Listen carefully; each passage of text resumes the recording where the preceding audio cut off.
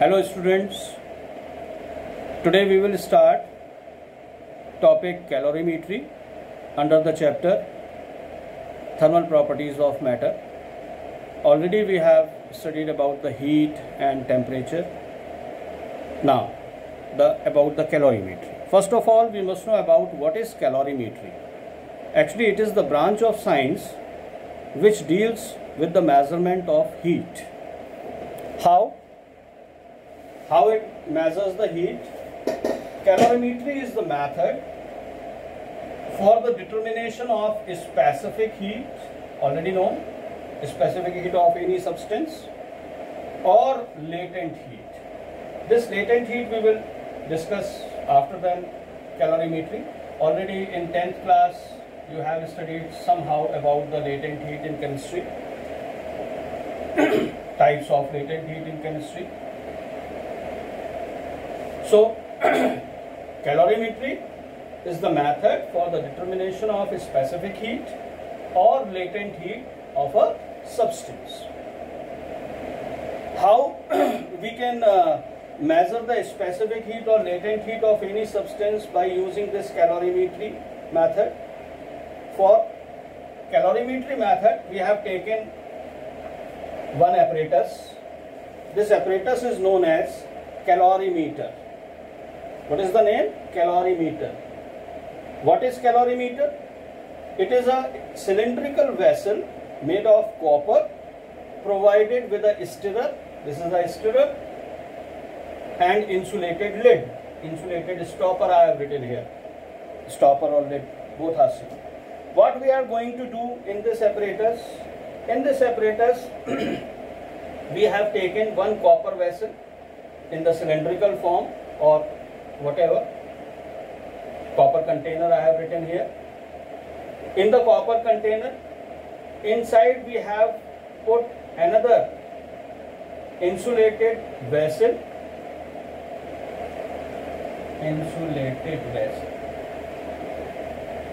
Insulated vessel, ये glass wool and all may be there for insulation. No heat will go out from the container. One temperature we have put here, one thermometer we have put here for measuring the temperature, and one stirrer, maybe of copper metal or any other kind of metal, to stir the water. In the method for measuring the specific heat of any substance or latent heat of any substance, first of all, we will half fill this copper container with water, and then we mix that substance to which we have determined the specific heat. Before starting the working as well as expression of a specific heat of substance, we have taken the principle of calorimetry. Principle of calorimetry is also known as heat balance. This is the second name. You always must know this. And according to principle of calorimetry, what is there? Heat lost equals to heat gained. In our previous section, we have studied about the flow of heat. Heat always flow from hotter body to colder body. Yes? And at what time heat flows from hotter body to colder body? Up till the thermal equilibrium between these two bodies which are in contact. One is hot, another is cold. दोनों का temperature जब तक बराबर ना हो जाए, वो thermal equilibrium में ना आ जाए, तब तक जो है हीट फ्लो होती रहती है हॉट बॉडी से कोल्ड बॉडी की तरफ. Is that clear? So on that behalf we have taken principle of calorimetry is whatever heat is lost from the hotter body, that particular heat is gained by the colder body until and unless we will not get any thermal equilibrium. Thermal equilibrium will show by this thermometer in the calorimeter. जब यहाँ पर हमारा सबसे पहले जो हमने इसके अंदर वाटर फिल किया है, हम उसका टेम्परेचर इनिशियली ले लेंगे. इस थर्मोमीटर की हेल्प से। फिर हम इसमें गर्म करके कोई एक सब्सटेंस डालेंगे जो इस वाटर के साथ मिक्स होगा इस स्टर के थ्रू अच्छी तरीके से। चूंकि वो हॉट है तो उसका भी टेम्परेचर हम पहले से ही पता कर लेंगे थर्मोमीटर के थ्रू कि how much temperature is of that substance which we are going to be mix in water. Is that clear? और जब वो हॉट सब्सटेंस जिसकी हमें स्पेसिफिक हीट कैपेसिटी निकालनी, स्पेसिफिक हीट निकालनी है, उस सब्सटेंस, हॉट सब्सटेंस को जब हम वाटर में मिक्स कर देंगे तो क्या होगा? Hot substance is hot, water is at normal temperature, then water is at cold condition। तो hot substance से heat जो है वो ट्रांसफर होगी किसकी तरफ? वाटर की तरफ। और पूरा का पूरा मिक्सचर जो है वाटर के साथ जो अब बन गया है, वो कुछ देर के बाद थर्मोमीटर हमें बता देगा कि टेम्परेचर एक सा हो गया अंदर या नहीं। हीट लॉस का कोई सवाल नहीं है क्योंकि हीट बाहर रेडिएशन के थ्रू नहीं आ सकती, because we have taken a insulated jacket inside the copper vessel. ऊपर से भी इंसुलेटेड स्टॉपर है या लिड है और अंदर भी इंसुलेटेड जैकेट है, तो कहीं से भी उस हॉट सब्सटेंस की हीट बाहर की तरफ इस कंटेनर से नहीं आ सकती। तो जो भी उसका हीट लॉस होगा वो सारी की सारी हीट वाटर गेन कर लेगा। Is that clear? तो सबसे पहले हम क्या काम कर रहे हैं, हमारा ये जो कैलोरीमीटर है कॉपर का बना हुआ स्टिरर है, इन सब का वेट वाटर के इक्विवेलेंट मान के हमने W ले लिया है, let it be W। Then whatever water we have taken in the calorimeter, let mass of water in calorimeter is m1, initial temperature of water and calorimeter is T1. Now let mass of substance mixed in water is let m2 and specific heat of that substance which we have mixed is small s. Temperature of substance after heating it T2, क्या लिख देता हूं, after heating it. Clear? Heat करने के बाद substance का temperature कितना हो गया? T2। और हम क्या मान के चल रहे हैं, यहां पर कांस्टेंट टेम्परेचर जब आ जाएगा तो हमारा एक्सपेरिमेंट बंद होगा। तो let common temperature of whole of the mixture which is in the calorimeter, it is equals to capital T. Now what is going on in the calorimeter? Heat is losing by the hot substance which we have mixed in the water, and water is gaining the heat from the hot substance. तो rise in temperature of water and calorimeter कितना हो गया? T minus T1. T is the common temperature, T1 is the temperature of water and calorimeter. Fall in temperature of substance कितना हुआ? Substance का temperature T2 लिया हुआ है हमने, common temperature T है, तो T2 minus T। तो according to the principle of calorimetry, heat gained by water and calorimeter कितना हुआ? कितना टोटल मास हो गया? m1 mass of the water whatever we have taken m1 plus W water equivalent of calorimeter and stirrer multiplied by rise in temperature of water and calorimeter T minus T1। How much heat lost by the substance? Specific heat, mass of that substance taken m2 and heat loss T2 minus T in terms of temperature. Now by using principle of calorimetry, what we have taken, heat lost equals to heat gain. Put these two values here, then easily we can determine the specific heat of substance S equals to m1 plus W into T minus T1 upon m2 into। Okay, specific heat of substance, the expression we have derived is S equals to m1 plus w into T minus T1 upon m2 T2 minus T1. I think all you have understood about calorimetry.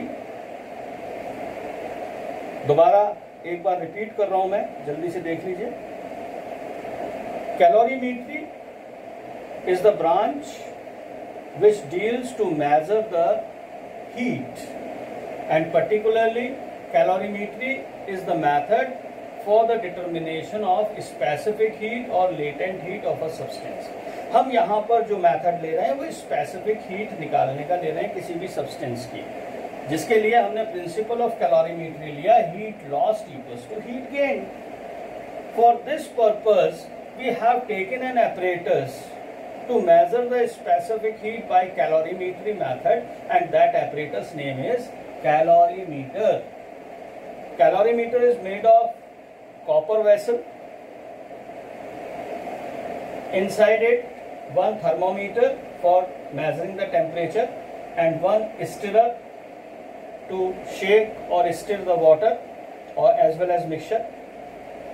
One insulated jacket cap is there inside the calorimeter और insulated lid लगी हुई है.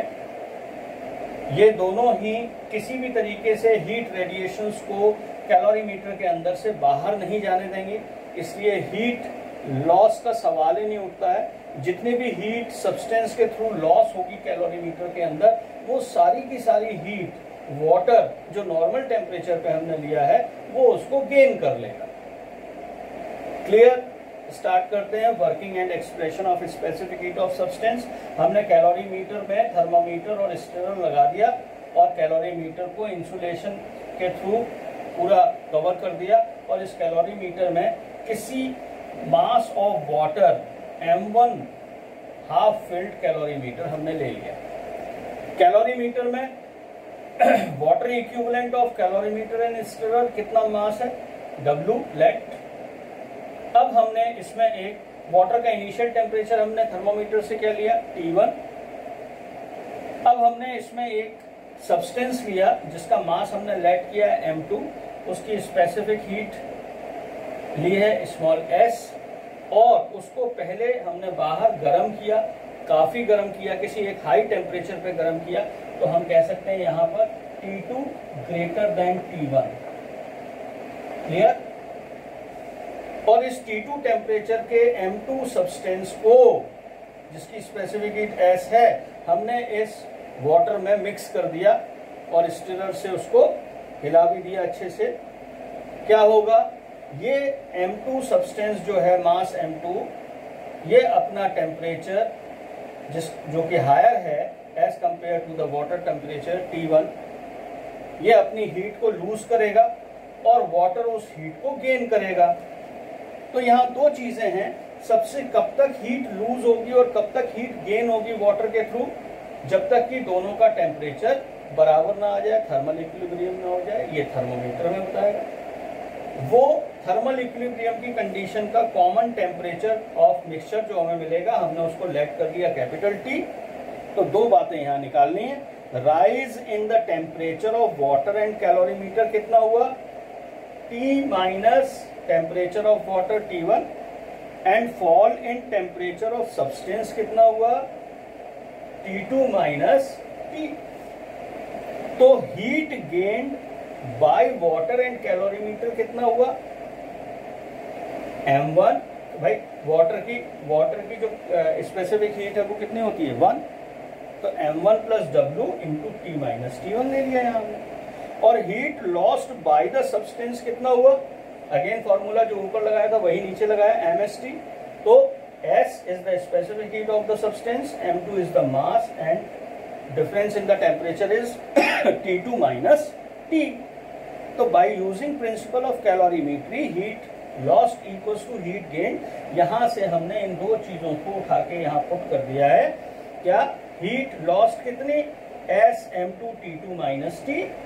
Heat gain कितनी? M1 plus W into T minus T1. और इससे हमने ये specific heat of substance S का एक्सप्रेशन निकाल दिया. ठीक है बच्चों, समझ में आ गया। अब इसके ऊपर और अच्छी तरह समझने के लिए हम इसके ऊपर एक न्यूमेरिकल करते हैं, राइट। उस न्यूमेरिकल से हमें और अच्छी तरीके से समझ में आएगा।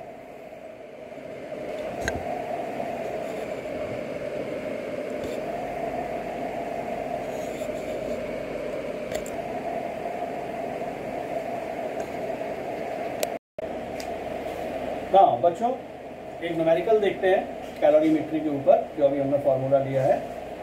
न्यूमेरिकल है हमारे पास, a liquid weighing 240 gram is contained in a calorimeter. हमने इस कैलोरीमीटर के अंदर लिक्विड भरा 240 ग्राम जिसका मास था, ऑफ वाटर इक्विवेलेंट 12 ग्राम। ये क्या हुआ, 12 ग्राम।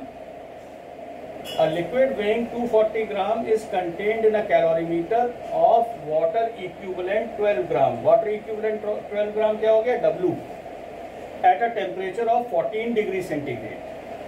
A piece of copper of mass 72 gram and specific heat 0.093 is raised to 100 degree centigrade and then lowered into the calorimeter. हमने एक कॉपर के मास 72 ग्राम को, जिसकी स्पेसिफिक हीट 0.093 थी, उसको 100 डिग्री सेंटीग्रेड तक गर्म किया। जब उसका टेम्परेचर 100 डिग्री सेंटीग्रेड हो गया तब हमने उस कॉपर के टुकड़े को इस कैलोरीमीटर के लिक्विड में मिक्स कर दिया। If the final temperature shown by the thermometer, ये थर्मोमीटर था,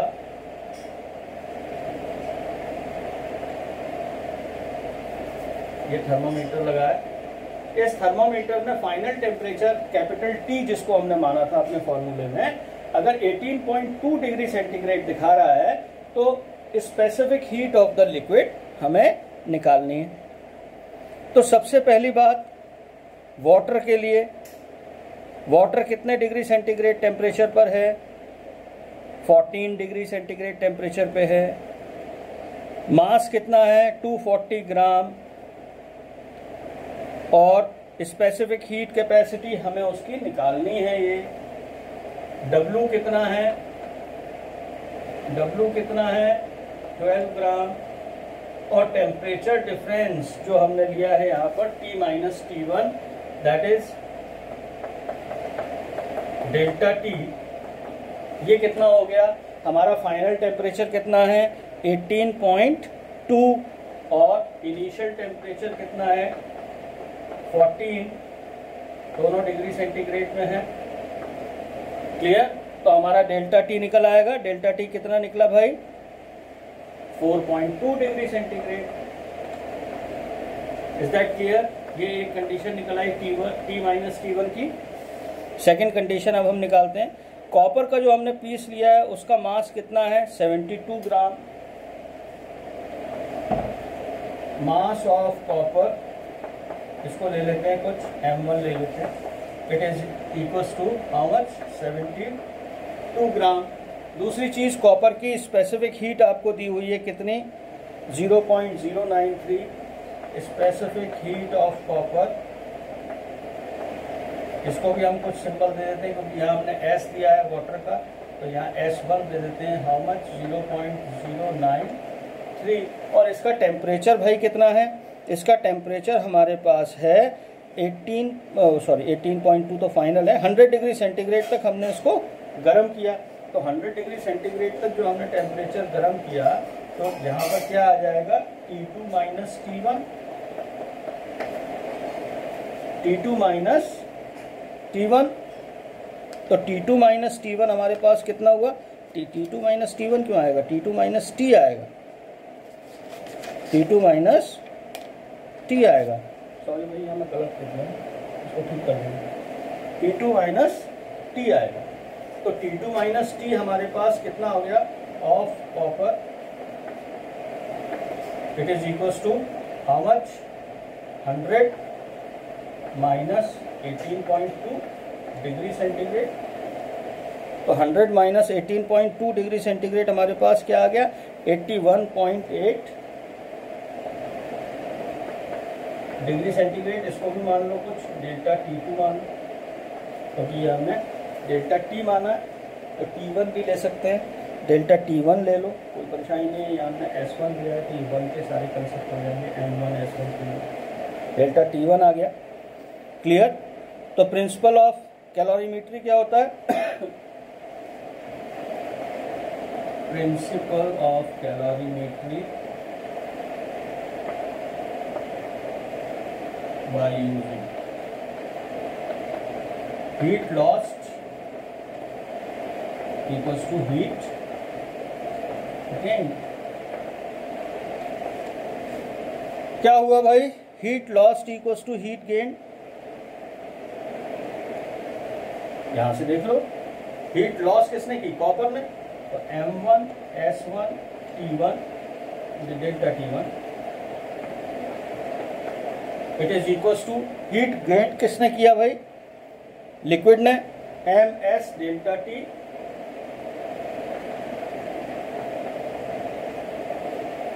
MS डेल्टा T, उसकी सारी कंडीशन आ गई, और प्लस वेट कितना था? W, वेट कह रहा हूँ, equivalent W into delta T।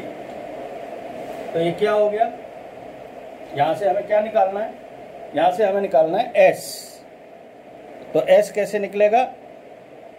सारी वैल्यूज पुट कर देंगे, S की वैल्यू निकाल लेंगे। ये हमने 72 ग्राम लिया है, तो ग्राम में ही आएगा, कैलोरी में आएगा। तो S इक्वल्स टू हमारे पास क्या आ गया भाई? S इक्वल्स टू, मैं आंसर लिख रहा हूँ, आप लोग अपने आप कैलकुलेशन कर लेंगे सारी, 0.49 कैलोरी पर ग्राम पर degree centigrade. This is the SI unit. समझ में आई बात? Clear? Specific heat of substance कितना होता है? M1 plus W T minus T1 over T2 minus T। Thank you. बाकी के मैं आपको असाइनमेंट दूंगा।